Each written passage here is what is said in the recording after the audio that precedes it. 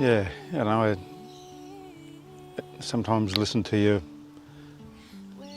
voice message on the phone, so I remember what your voice was like and remember how it was.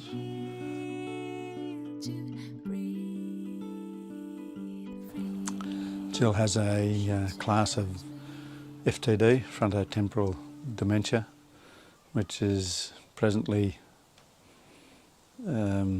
manifest in primary progressive aphasia, which is the onset of the dementia has affected her ability to speak, so that she now can't speak at all. She has difficulty reading, well, she can't read and she can't write. More recently, with our reviews, annual reviews at Frontier, it's been discovered that Jill has now some signs of apraxia and has lost some motor control in her hands and her ability to do simple ordinary tasks. Jill no longer has the ability to socialise, to chat with her friends, to meet up for coffee, to go for lunch, to talk to her grandchildren, to talk to her children. Just everyday conversations, everyday things that we all take for granted are gone, and the loss and the frustration that this brings is just immeasurable. It seems to me that the medical community ought to be educated and aware of this type of dementia and how to recognise it, how to recognise the signs of it, because we were sent down so many dead ends, which was difficult, which was a frustrating, time-consuming, costly, non-productive exercise.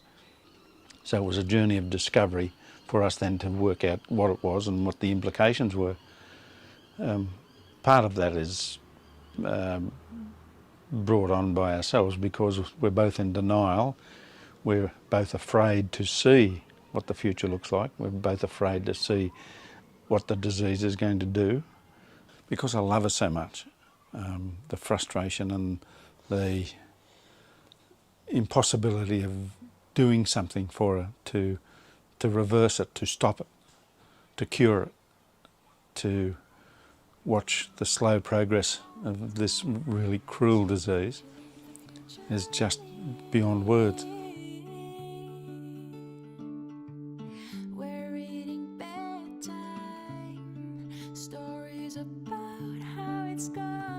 I see we're with each other every day, and I see the subtle changes that have developed over time and the not so subtle ones, and the difficulty that Jill has, the emotional toll that it's taking on her, the frustration that she feels not being able to communicate with me. The easiest way for us to communicate is for me to ask yes or no questions, closed answer questions, so she can indicate to me thumbs up or thumbs down.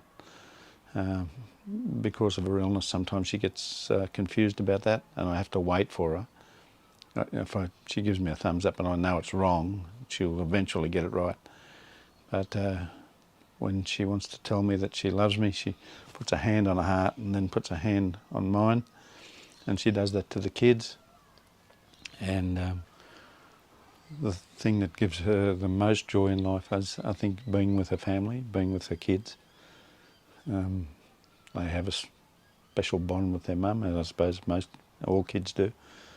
But being with her kids and with her grandkids and family occasions, she just loves that.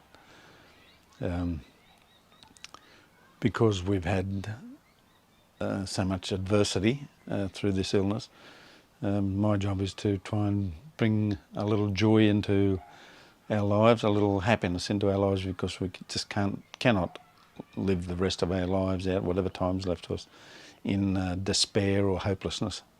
So I try to make her laugh, and every chance I get, and just to let her know that life hasn't stopped, that we can still enjoy special moments together, and that we're still not as bad off as some.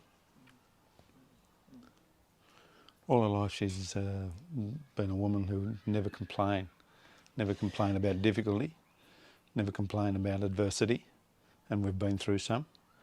And in this, the biggest challenge of our lives, she's the same.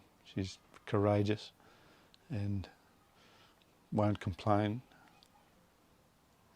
And I know it's been so hard for her, but she's tough as. She's gentle, thoughtful, and has so much love to give her family, her kids, and the grandkids. And I've been so lucky to have her all my life, because my life has been not without its difficulty, but to have her here, she's rock solid, always has been, and she's the most beautiful girl you could ever wish for. It's okay. It's okay. You're still here. Still got you. Be okay, be alright. It's gonna be okay, be okay, be okay, be alright in time. Gonna be okay, be okay. Right. Hi, you've reached the phone of Jill Ferguson. Can't take your call at the moment. If you leave a message and your number, I'll get back to you.